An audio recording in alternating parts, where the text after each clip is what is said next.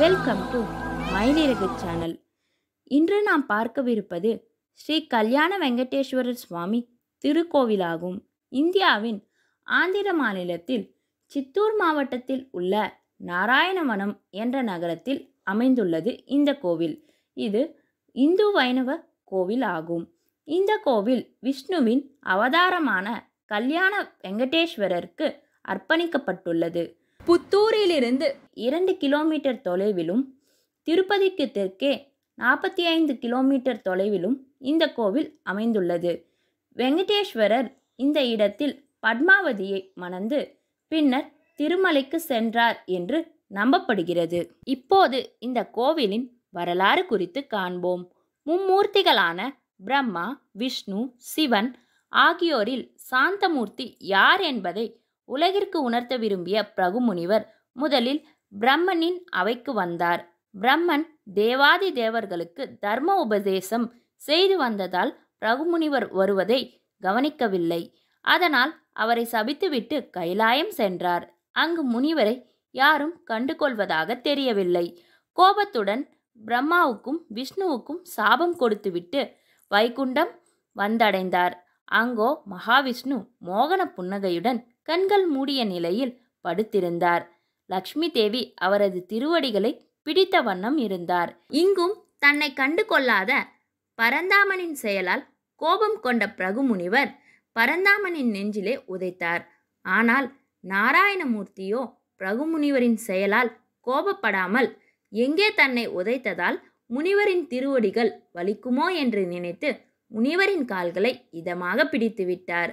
3 உலகிலும் சாந்தமானவர் மகாவிஷ்ணுவே என்று மகிழ்ந்த பிரகுமுனிவர் அவரை வாழ்த்திவிட்டு சென்றார். ஆனால் பிரகுமுனிவர் உதைத்த மகாவிஷ்ணுவின் இடது மார்பில் நீங்காது இருப்பவள் மகாலட்சுமி அல்லவா?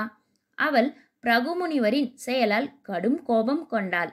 என்னதான் மகரிஷி உங்களுக்கு அடியவர் என்றாலும் நான் வாசம் செய்யும் பரந்தாமனின் நெஞ்சில் உதைத்த பிரகுமுனிவரின் பாதத்தை நீங்கள் பற்றியதை நான் சிறிதும் விரும்பவில்லை.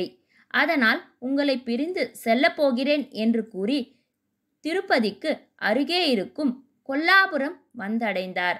மகாலட்சுமி தன்னை விட்டு பிரிந்ததால் பொலிவிழந்த நாராயணனும் ஸ்ரீனிவாசனாக அவதரித்து திருமலை முழுவதும் மகாலட்சுமியை தேடி சுற்றி அலைந்தார். அப்படி அவர் திருமலை முழுவதும் அலைந்து திரிந்து கொண்டிருந்த போது ஒரு நாள் வகுலாதேவி அவரை பார்த்தாள். அவரிடம், அப்பனே, நீ யார்?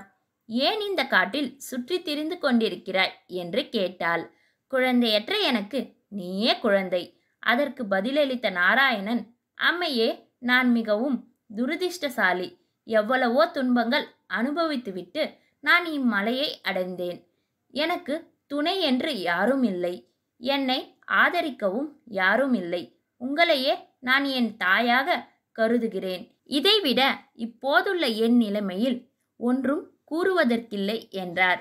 இதை கேட்டதும் வகுலாதேவியின் கண்களிலிருந்து தாரை தாரையாக ஆனந்த கண்ணீர் வழிந்தது.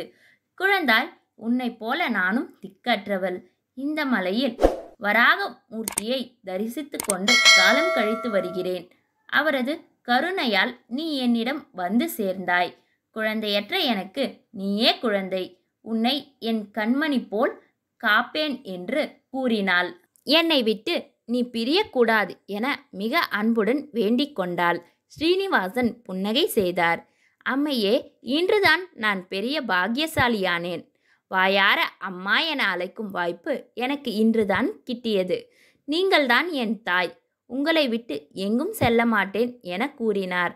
வகுலாதேவி ஆனந்தம் அடைந்தாள். ஒரு நாள் வேட்டையாட சென்ற ஸ்ரீனிவாச பகவான் மலையை சுற்றியுள்ள காடுகளில் ஒரு காட்டு யானையை துரத்தினார். யானையின் துரத்தலில் இறைவன் ஒரு தோட்டத்திற்குள் அழைத்து செல்லப்பட்டார்.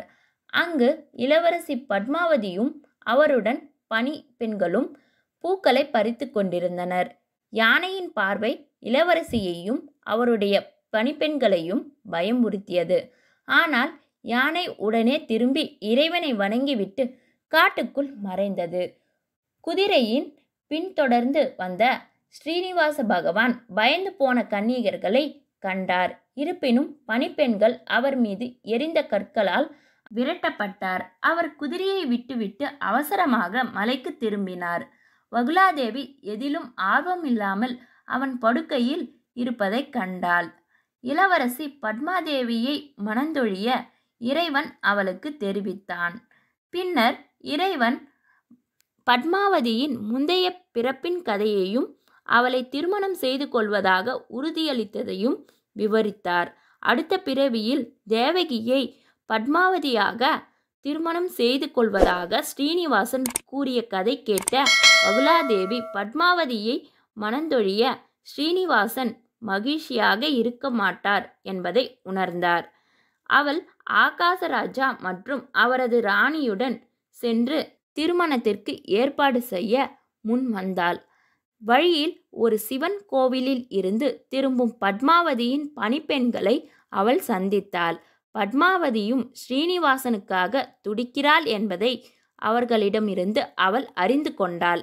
வகுலாதேவி வேலைக்காரர்களுடன் ராணியிடம் சென்றார். இதற்கிடையில் ஆகாஷராஜாவும் அவரது ராணி தரணி தேவியும் தங்கள் மகன் பத்மாவதியின் உடல்நிலை குறித்து கவலைப்பட்டனர். வேங்கடமலையை சேர்ந்த ஸ்ரீனிவாசன் மீது பத்மாவதியின் காதல் பற்றி அறிந்தனர். திருமணம் பற்றி ஆகாஷராஜாவும் அவரது ராணியும் கலந்து ஆலோசித்தனர். திருமணம் இரு தரப்பிற்கும் நல்லது என்று தெரிவிக்கப்பட்டது. குபேரர் ஸ்ரீனிவாசனிடம் திருமணம் செலவுக்கு பணம் கொடுத்தார். ஸ்ரீனிவாச பகவான் அவரது துணைவியாருடன் பிரம்மா மற்றும் சிவபெருமான் ஆகாஷராஜாவின் வாசஸ்தலத்திற்கு தனது வாகனமான கருடனை பயணத்தை தொடங்கினார்.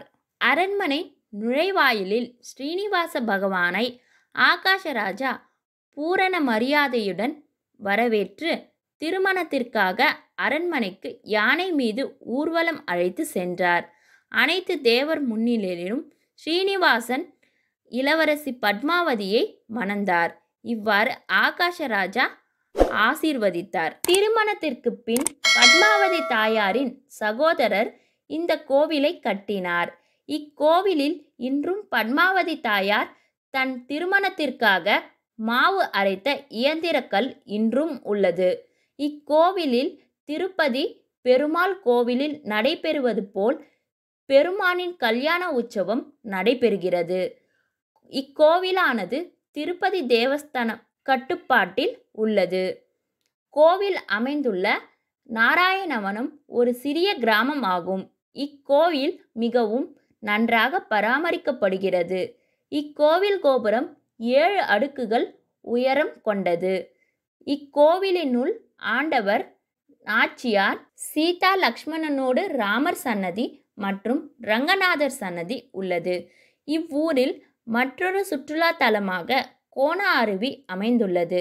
இந்த கோவில் காலை 6 மணி முதல் மதியம் 1 மணி வரையிலும், மாலை 3 மணி முதல் இரவு 8 மணி வரையிலும் பக்தர்களின் தரிசனத்திற்காக திறக்கப்பட்டிருக்கும். இந்த வீடியோ பார்த்ததற்கு நன்றி. இந்த வீடியோ உங்களுக்கு பிடிச்சிருந்தா லைக் பண்ணுங்கள், ஷேர் பண்ணுங்கள், கமெண்ட் பண்ணுங்கள். மறக்காமல் மயிலிறகு சேனலை சப்ஸ்கிரைப் பண்ணுங்கள்.